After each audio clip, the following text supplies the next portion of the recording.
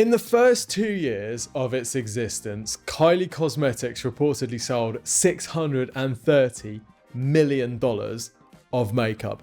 It did this with no paid traffic whatsoever and with, I think, 7 full-time staff, 15 part-time staff. Their first product was a lip kit, which I gather is lip gloss and something else. And they had 15,000 units. They sold the whole lot out within 1 minute. Kylie said when she hit the refresh on the page, by the time the page had loaded, all the inventory was gone. Now I do have some questions about what sort of load speed they've got if it takes a minute for a page to refresh. But aside from that, this is mad. And by the way, did I mention that Kylie was only 20 years old at this point as well? Kylie Cosmetics is a digital marketing freak of nature. Now, I can feel some resistance. I can guess what you're thinking here because I thought exactly the same. And that is, well, how much can we really learn from an influencer that has 227 million followers on Instagram, right? She's a level above anything else. What can we really take away and apply to our businesses? How much crossover is really there? Well, I would challenge you on this because isn't this success too big to ignore? Isn't this level of growth something that we just cannot afford to turn a blind eye to? Because if you think about it, all the tools that they've used to build this business weren't available, say, 15 years ago. What this business actually is, what this success story really is an indication of a trend and a direction that every marketer needs to take really seriously. So I promise you, there are lessons in here. There are lessons for the solicitor's practice in Hull. There are lessons for the manufacturing company in the Midwest of the US. There are lessons that we can apply to our business from Kylie Cosmetics. And in this digital marketing deep dive, we are going to extract what those lessons are. And by the way, this isn't a business that is doing everything well. In fact, I was horrified at some of the gaps they have in fundamental areas of a direct consumer brand like this. We'll talk about that later on though. Welcome to the Kylie Cosmetics Digital Marketing Deep Dive.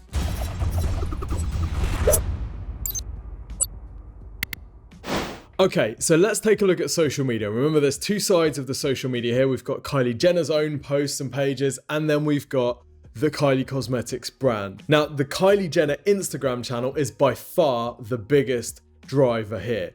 With 277 million followers, that makes Kylie one of the most followed people on the planet. If we have a look through her page, we see a very highly curated selection of good quality images. We've got some lifestyle shots, we've got some behind the scenes shots, we've got some model shots, we've got some product shots, but this is a very well curated page. It's easy to dismiss this, as we said before, as, yeah, but this is just Kylie doing Kylie. This is just her living her glam life. It's all right for her to post these sorts of images, but what if you're not on modeling shoots all the time? Well, I would flip that. If we look at Kylie's page when she first started on Instagram, and by the way, she's been on Instagram since 2011, so she's been on Instagram for 10 years, since she was 14, building her page, building her profile, posting relentlessly. If we have a look at those early days, we see a typical Instagram of a teenage girl. So this evolution has not been accidental. She has not always been like this. This has been a conscious effort to develop the page and to make sure that the posts are boosting brand Kylie. Like I say, it's really easy to dismiss this type of stuff and say, yeah, but it's okay for her to post this because she is living a very Instagrammable life. But what if she was living an Instagrammable life in order to build a brand? That to me is far more likely. So what we're actually looking at here is somebody who has invested their entire life in building their brand. So we don't want to dismiss this as just Kylie being Kylie. She has an entire glam room in her house, which again, you can say, well, that's fine. That's the excesses of being so successful. But actually, is it? Or is it that's just demonstrating the investment that she's willing to put into building her profile and building her brand? This might not look like traditional work to us, but actually to Kylie, this is her work, and she's incredibly successful and relentlessly hardworking at it. I would consider her and the other Kardashians and Jenners as pure marketing in the sense that their proposition, which in this case is the kind of front-facing image of their life, is purely built around the consumer, the viewer. What do they want to see? How do we need to show up in order to be the most followed people on the planet? So this is no accident, and it's a huge amount of work and requires time, energy, and money to maintain. Then it becomes a self-fulfilling cycle, and it allows that to propagate. But we shouldn't dismiss this as, oh, it's just Kylie being Kylie, she's lucky, she's privileged. This is intentional and extremely strategic. So what about the Kylie Cosmetics Instagram channel as a contrast? Well, it's still got a really good number of followers, 25 million followers, but that is 1/10 of Kylie Jenner, which we would expect because Kylie Cosmetics at the moment is essentially a sub-brand of Kylie Jenner. If we start having a look at the engagement on some of these posts, and by the way, the majority of these posts are pretty much exactly what we would expect to see from a modern cosmetic D2C brand. So we've got a combination of influencers, we've got product shots, we've got model shots, and of course we've got pictures of Kylie herself. If we have a look at the relative engagement of all of these, we begin to realize why this brand is so reliant on Kylie as the kind of tentpole to hold it up. For example, this picture here, this post here, 66k likes, not too shabby. This one of Kylie just taking a casual selfie, 601,000. So you've got this situation where you're essentially hooked on the Kylie post as the tentpole, because the other posts aren't really holding anywhere near as much weight. And they're trying to split it up by having product shots and all that type of stuff, but the engagement is nowhere near as high. So they're kind of hooked on the benefit and the engagement that Kylie can bring them, which is why it's going to be so difficult to extricate and grow beyond that if they want to make this brand even more valuable and they want to take it to another level. So what are the lessons that we can take from having had a look at Kylie's socials in a bit more detail? Well, the first lesson is that personal branding really is everything here, and we can all use this. Familiarity and repetition build trust. So when people see Kylie in their social feeds over and over and over again, and they've been on the journey of her life, that builds a bond. That builds a relationship, which, depending on how you look at it and depending on how engaged someone is, can be familiarity, a kind of pseudo friendship, all the way down to worship and obsession. And whilst we as businesses and marketing managers might not be veering for the obsession side of things, we have to recognize that the familiarity and repetition is a tool that we can use. So a question for you: Kylie's followers see her in their feed every day.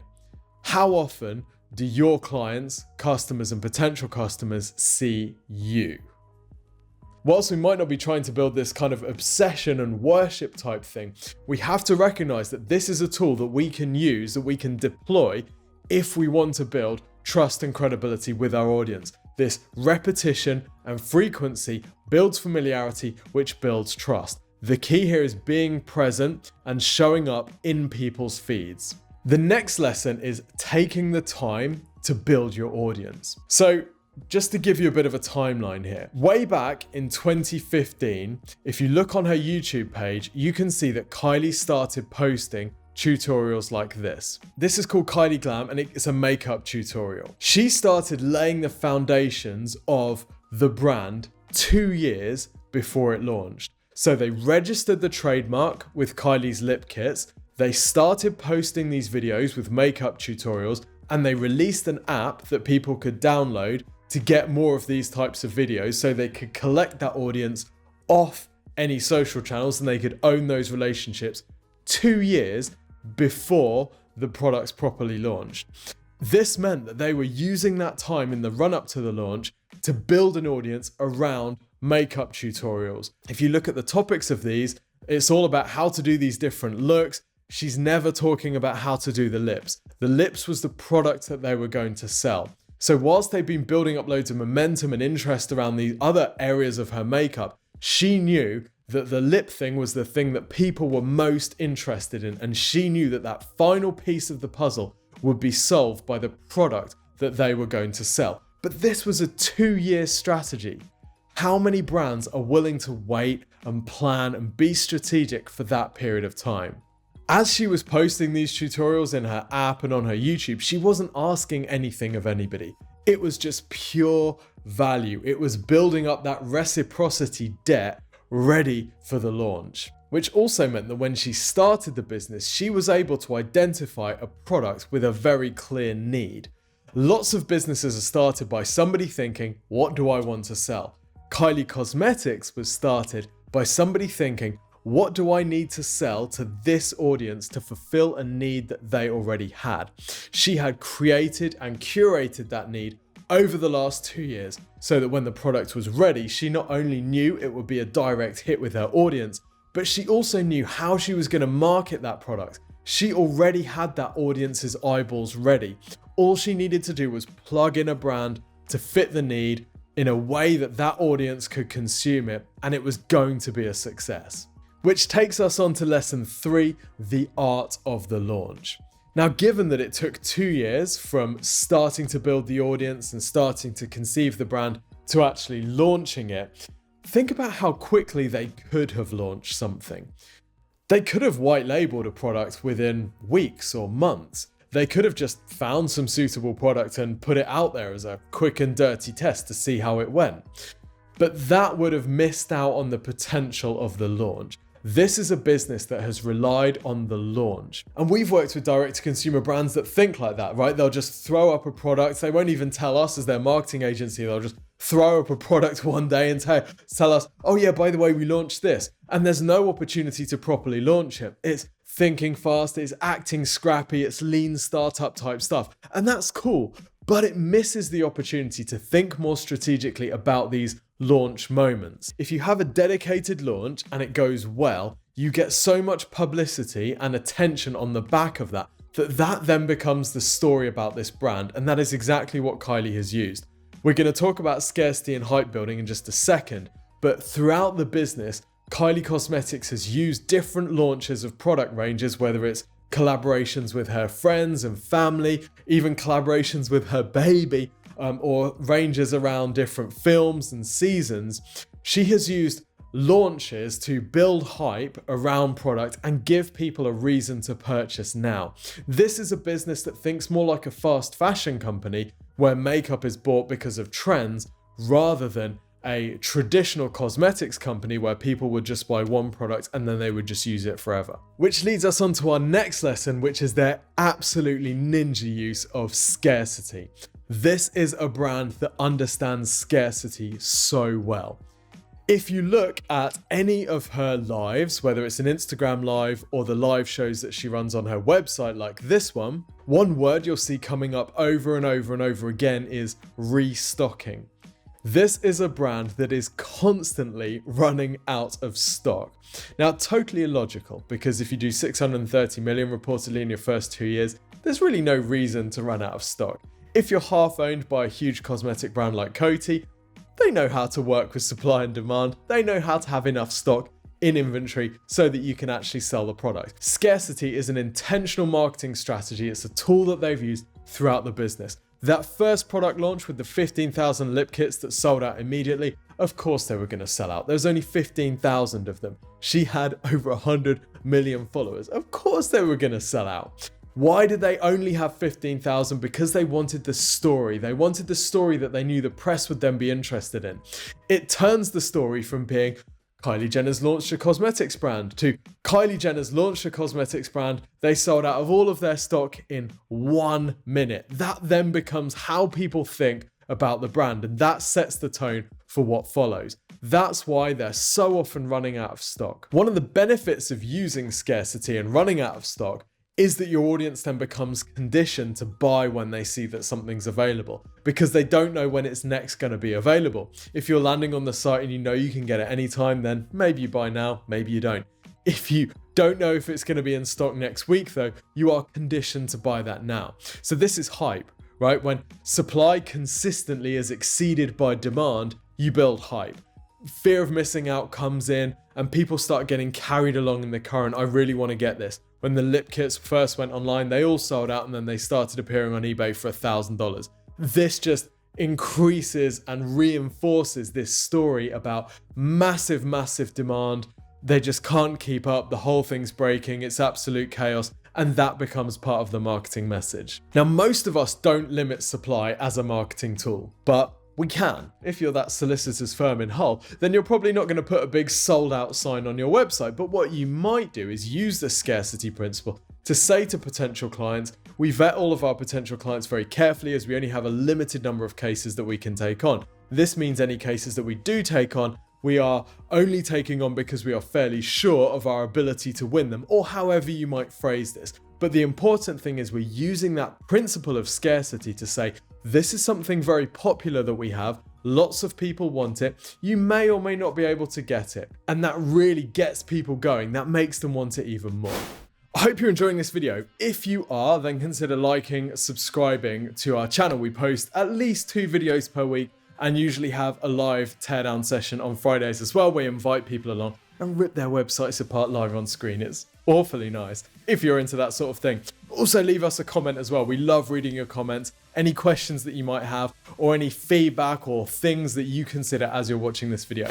Okay, so Kylie Cosmetics absolutely crushing it. Great numbers. They've got these 4 principles in play. They've got the art of the launch. They've got building scarcity. They've got using her personal brand and taking that time to build an audience prior to selling to them. Okay, great. So they're killing it, right? End of the video.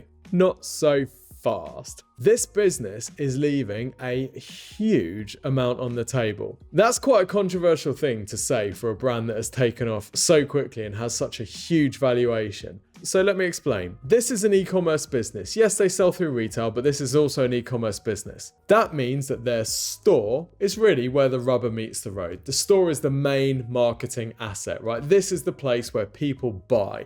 This is where all of that credibility turns into money. So let's take a look. This store ain't good. I would give this store 5 out of 10. Let's take a look. Now, firstly, this is one of those stores that is not mobile first, it's mobile only. It's terrible on desktop. Look at this homepage, really huge images, but the text is really tiny. So it's not really fair to judge it on desktop. We're gonna look at some of the pages on desktop just because it's easier for you to see it on the screen, but let's have a look at it on mobile. The trouble is, on mobile, the story is not much better. Okay, so we've got really big images here, which don't give us product categorization. For example, above the fold, we've got Kybrow Gel, we've got a tiny bit of Kylie and Nightmare on Elm Street, then we've got new setting powder, then we've got the Nightmare on Elm Street collection, then we've got her Nightmare on Elm Street look with more products. At the moment, we haven't seen anything which is designed around categorization or taking me to the category of product that I might want, unless I want one of these new things. Now, convention would say on an e-commerce homepage, you actually want some form of categorization very quickly so that you can get people through to the right products for them. This is really important because menu hunting isn't ideal on e-commerce. So anyway, we're resigned to using the menu system on Kylie Cosmetics. That's not the end of the world. After all, people use menus all the time. The trouble is, the menu system on here is not great. Okay, it's not great because it's massive. We've got a huge range. Basically, we've got 2 top level categories. We've got shop cosmetics and we've got shop skin. And then we've got so many different subcategories, it's immediately confusing. The menu is then unresponsive. If we tap anywhere other than the words, we don't get through to the thing that we need. Never mind, let's say. We'll keep going. Let's have a look at their category pages. Now, category pages are an absolute goldmine, or should be a goldmine for an e-commerce store. Category pages are vital because they are the pages that would rank for searches like, for example, lip kits. And they're also the pages that you might be driving ad traffic to if you wanted to sell a lip kit product, because you'd want to send people to a range of products so they could find the one that they might want to buy. Okay, let's have a look at these category pages. Now, firstly, there is no reason for a URL structure like that. Yes, just because you're on Shopify doesn't mean you have to settle for crummy URL structures. If you have a look at Gymshark, you'll see they've taken a much better approach to their URL structure. That's slightly technical. We'll talk about SEO in a little bit later on. Anyway, other than that, this category page, nightmare. Firstly, this headline, lips. Really? Lips? Is that all we're talking about? Can we not think of any other phrase that would describe what this page is about? Really? Nothing? Okay, fine. Then we've got the page itself. Now, this is an infinite scroll nightmare, okay? This is an infinite scroll nightmare. There are so many products here. There is, by the way, there is no filter.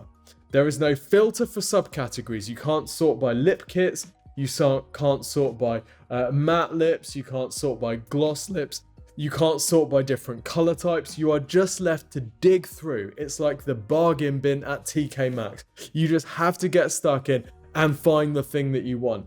It's really difficult. You can't necessarily compare different colors side by side. You have to do that research elsewhere. The website just doesn't help you at all. A lot of them look fairly similar, and how are you going to remember that one versus this one if it's 3-page scrolls behind? Let's say that you find a product that you like the look of. Let's say you choose this one. Well, you then find the next weak link, which is their product pages. Now, as a product page goes, this is mediocre at best, okay? You've got a very, very small product description. It's written in first person as if Kylie has written it herself, which is cool. But there are no answers to the common questions. How much is delivery? How long is delivery going to take? Let's get a benefits bar under here which explains these things. Given that scarcity and restocking is such a thing for this business, let's get some scarcity signals here. How many are in stock? How many have been sold over the last X hours? Let's just use this white space for something.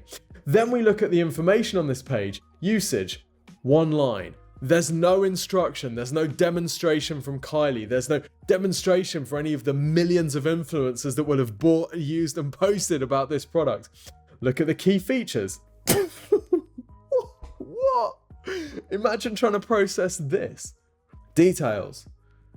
Well, that's useful. What about if you want a different color? Maybe that's not quite the right color for you. Well, good luck finding it, because you've got to go back to that nightmare category page to then sort through to try and find another color of this product when you can't filter by product type. There is no email capture to incentivize people to sign up for updates or to get a discount code. They can't then retarget to me if I abandon cart. Honestly, what? Let's talk about SEO. Page titles. Washout. It's completely generic. It's like it's templated. There is no attempt here at targeting keywords whatsoever. For an e-commerce category page of a company that's valued at over $1 billion, this is insane. The content on these category pages, absolutely minimal. Means they will never rank, which is mad. Consider the Kylie Jenner empire, the number of links that they're getting. The on-site optimization not being done means that this brand, this website will be restricted to ranking for brand terms only, basically. At this point, you might be thinking, wait, what? This is fundamentally a pretty average to poor e-commerce site. If you compare this to other high-growth Shopify stores like Gymshark, Fashion Nova, which does a better job of SEO and CRO, this begins to look pretty subpar, right? There's more. Their rankings, pretty poor. Now, yes, they're getting a decent amount of traffic, but look at how much of this is about Kylie Jenner. If we exclude Kylie Jenner terms, actually we find that really the site isn't ranking anywhere near as well as it could or should do. So for example, gloss lips, we got position 9 in the US, which, you know, that is a great term to rank. Kylie in many ways kind of epitomizes this. We cannot overstate her influence on this market, and yet they're jostling it out for the bottom of page 1. If we have a look at this page, we see exactly why. There's no attempt to rank. There's no decent content on this page whatsoever. All we've got is a pixely picture, a 2-word H1, and no content whatsoever. But look at that volume of backlinks. But this is a backlink profile that any e-commerce brand on the planet would kill for. They should be annihilating everybody with their rankings, and they are not. They could spend 30 grand optimizing this website fully and make millions from it with this link profile, with the visibility that they have. But honestly, organic traffic just doesn't seem to have been a consideration for them at all. Now we can see that their paid traffic is very, very binary. They're either spending loads on it or they're spending almost nothing on it. So here we can see in the run up to Christmas, they are in the spending loads on it, spending almost 140k a month in the US alone. We can see also the phrases that they want to rank for. So lip gloss, eyeshadow palette, best eye cream, best ice cream. These are ridiculously competitive searches, which they should be competing for. They should be competing for organically, and they should be competing and doing really well with paid traffic as well. Now, my concern is the pages that they are sending people through to. Unless you are already sold on Kylie Jenner, these pages just aren't good enough to compete. If you look at, for example, competition like Glossier, look at the amount of content on this page and how well formatted it is. It's making the most of everything that we talk about with e-commerce conversion rate optimization. It's got great description, it's got loads of images. You can choose different product variations with colors and finishes. You've got different payment options. You can split payment, which is something that Kylie Cosmetics doesn't do for whatever reason. You've got reviews embedded above the fold. You've got loads more information. You've got information about the product on a separate page. You've got all of this stuff. This is a well-formatted page, and Glossier has brand recognition as well. This is what they're going up against, and for non-branded, non-brand loyal traffic, either from PPC or SEO, I would be concerned that they would lose out to this stuff. So this, for me, shows the opportunity for them. If they want to move beyond just Kylie, they want to start targeting some of these non-branded search terms, they need to do a better job of the regular e-commerce digital marketing stuff that you hear us emphasizing day in, day out. And honestly, that's what we're kind of left with here. If we take the Kylie name off Kylie Cosmetics, what do you have? That sounds like a dumb thing to say because it's Kylie Cosmetics, it's built around her. But at some point, that will be a decision that they want to make. That might be something that they want to do, particularly now that the brand is owned not 100% by Kylie, but actually majority owned by Coty. But if they do that without this stuff in place, Coty is left holding a balloon without the air. There are plenty of examples of businesses that have built their brand around a single owner or a single celebrity. Joe Malone, George Foreman as just two examples. But they've also shown that you can build a brand which eventually becomes bigger than the founder or bigger than the name behind it, and that person can then move out or they can go and do something different. And that will be what I'd be expecting Coty to do with Kylie Cosmetics. But it requires them putting in the groundwork and putting in good digital marketing to start making the most of this while it's hot. Start establishing the brand beyond Kylie's fans by doing some of this stuff. It's all relatively low-hanging fruit. We would expect to see a Shopify site like this of a brand that's just getting started, fresh out the gate, first version of their website. Honestly, that's the sort of thing that we're looking at here, and we'd be recommending a fairly decent overhaul. And yet this is a brand that's reportedly worth $1.2 billion. If this brand is going to sustain itself and respond to the criticism that it's a fad, it might be time for it to grow up. This over-reliance on Kylie to make up for all these shortfalls with the marketing elsewhere could potentially cost it. Now, interestingly, this ties us back to this topic of over-reliance on any one marketing channel that we've been talking about a lot recently on our YouTube channel and on our podcast. And it's really interesting to see how Kylie herself has avoided being over-reliant on any one particular social platform. So, for example, she splits herself between TikTok, Snapchat, Facebook, Instagram, Twitter, and that insulates herself from losing any one of these channels. Whereas Kylie Cosmetics is like built purely on Kylie, so they have no kind of backup plan. They have no plan B.